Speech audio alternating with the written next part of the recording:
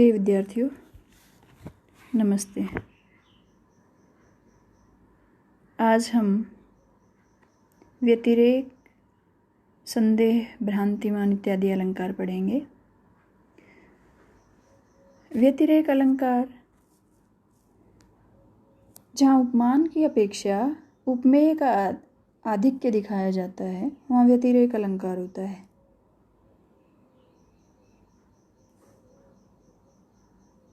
जैसे इसका लक्षण है, उपमानादन्यस्य व्यतिरेकः स एव से। यहाँ जो अन्यस्य शब्द है उसका अर्थ है उपमेयस्य, अर्थात उपमान की अपेक्षा अन्यस्य अर्थात उपमेय का आधिक्य जहाँ वर्णित किया जाता है वहाँ व्यतिरेक अलंकार होता है। यह अधिकता दो तरह से बताई जा सकती है, उपमान से उपमेय की अधिकता या फिर उपमेय से उपमान की न्यूनता। जैसे हम उदाहरण के माध्यम से देखते हैं, दिशि मंदायते तेजो दक्षिणस्याम रवेरपि तस्यामेव रधो पांड्या प्रतापम न विषेहिरे। इसका अर्थ होता है, सूर्य जब दक्षिण दिशा में जाते हैं तो उसका भी प्रताप मंद पड़ जाता है, परंतु उसी दक्षिण दिशा में पांड्य लोग रघु का प्रताप सहन नहीं कर सके। इस उदाहरण में रघु का प्रताप उपमेय और सूर्य का प्रताप उपमान है। इसमें सूर्य के प्रताप की न्यूनता और रघु के प्रताप की अधिकता बताई गई है, अतः यहाँ पर व्यतिरेक अलंकार है। जब भी हम देखते हैं, हमेशा उपमान सर्वश्रेष्ठ माना जाता है, परंतु इस व्यतिरेक अलंकार में इसका विपरीत होता है, उपमान से उपमेय की अधिकता दिखाई जाती है। यद्यपि सूर्य का प्रताप अधिक बलशाली होता है, लेकिन यहाँ पर सूर्य के प्रताप को बलशाली अधिक न बता करके रघु के प्रताप को अधिक बताया गया है, इसलिए यहाँ व्यतिरेक अलंकार है।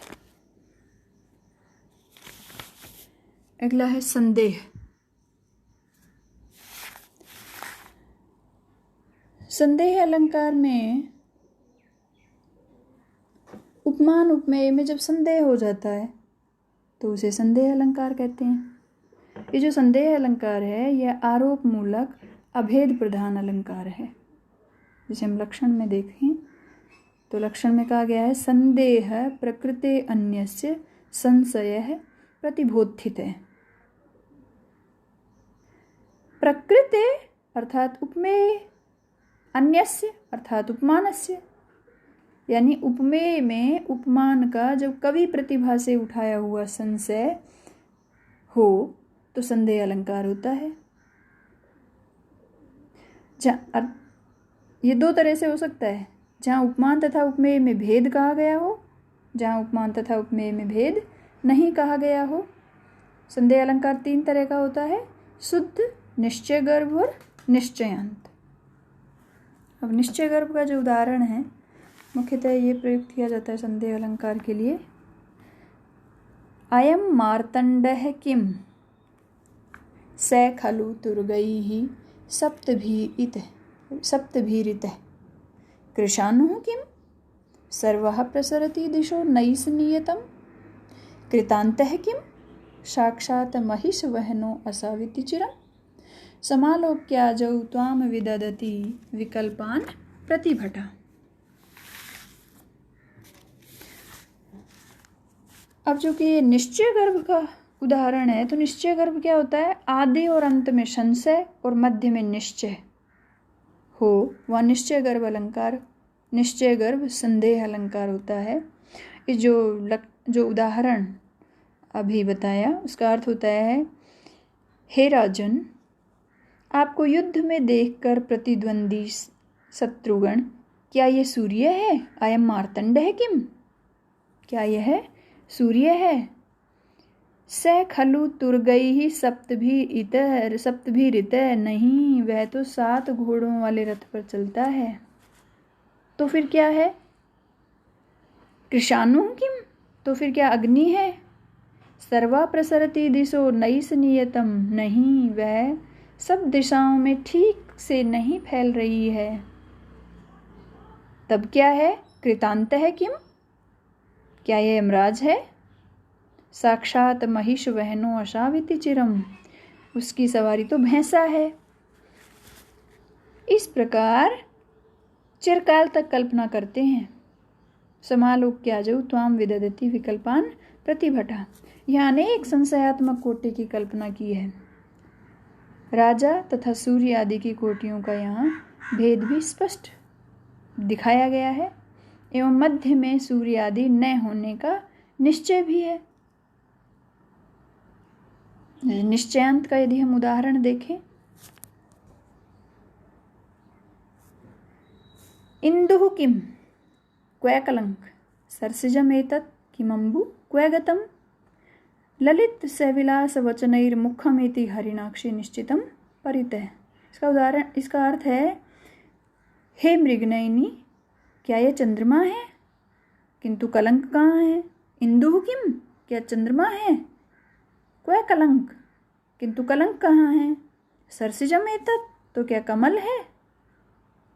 किमंबु, तो जल कहाँ है? ललित सविलास वचनैर्मुखमिति, इस प्रकार है हरिणाक्षी, तुम्हारे ललित मधुर विलासपूर्ण वचनों के बाद में यह मुख है, मुखमिति, यह मुख है, यह निश्चय निश्चितम परत है, यह निश्चय हो सका है। यहाँ पर अंत में निश्चय हो गया है, इसलिए यहाँ पर निश्चयांत अलंकार, निश्चयांत संदेह अलंकार है। इसके पश्चात है भ्रांतिमान। भ्रांतिमान एतस्मिस्तद बुद्धि साम्यात अतस्मिस्तद बुद्धि भ्रांतिमान प्रतिबोधित है। यह भ्रांतिमान अलंकार का लक्षण है, अर्थात जो वह नहीं है उसमें उसकी बुद्धि होना भ्रम कहा जाता है। यह भ्रम समानता के कारण होता है। भ्रांतिमान सादृश्य गर्भ आरोप मूलक अभेद प्रधान अलंकार है।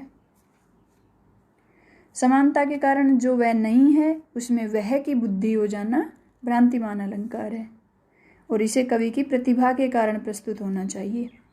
वस्तु स्वभाव के कारण यदि भ्रम है तो वह भ्रम ही रहेगा, अलंकार नहीं कहा जा सकता। जैसे सीप में चांदी। उदाहरण के माध्यम से देखते हैं, अधिक स्पष्ट हो जाएगा। महाराज श्रीमन जगति यशसा ते धवलिते पयः पारावारम परम पुरुषो अयम मृगयते कपर्दी कैलाशम कविवरम अथायम कुलिशभृत कलानाथम राहु कमल भवनो हंस मधुना। ये महाराज भोज की प्रशंसा में पढ़ा गया श्लोक है। महाराज श्रीमन जगति यशसा ते धवलिते, महाराज आपके यश से संपूर्ण जगत के सफेद हो जाने से पयः पारावारम परम पुरुषो अयम मृगयते, परम पुरुष भगवान विष्णु क्षीर समुद्र को ढूंढ रहे हैं। पयः पारावारम मृगयते, क्षीर समुद्र को ढूंढ रहे हैं। कपर्दी कैलाशम, और शिव कैलाश को, कविवरम अथायम कुलिशभृत, इंद्र ऐरावत हाथी को, कलानाथम राहु, और राहु चंद्रमा को, कमल भवनो हंस मधुना, और ब्रह्मा हंस को ढूंढ रहे हैं। यहाँ पर जो जैसा नहीं है उसमें वैसी बुद्धि उत्पन्न कर भ्रम उत्पन्न किया जा रहा है, और ये भ्रम भी कवि की प्रतिभा से चमत्कृत है, इसलिए यहाँ भ्रांतिमान अलंकार है। अब हमने उत्प्रेक्षा, भ्रांतिमान, संदेह तीनों ही अलंकार पढ़ लिए हैं, तो एक बार इनमें भेद देख लेते हैं। दोनों में क्या भेद हैं, भ्रांतिमान और उत्प्रेक्षा में क्या भेद है। उत्प्रेक्षा में आरोप होता है, जबकि भ्रांतिमान में मिथ्या ज्ञान होता है। उत्प्रेक्षा में संभावना होने से उपमान उपमेय दोनों की स्थिति रहती है, जबकि भ्रांतिमान में केवल उपमान की स्थिति ही रहती है। और संदेह और उत्प्रेक्षा में क्या भेद है? संदेह में दोनों पक्ष समान होते हैं और उत्प्रेक्षा में उपमान की ओर ही पक्षपात रहता है, अतः संदेह न रहकर निश्चय होने लगता है।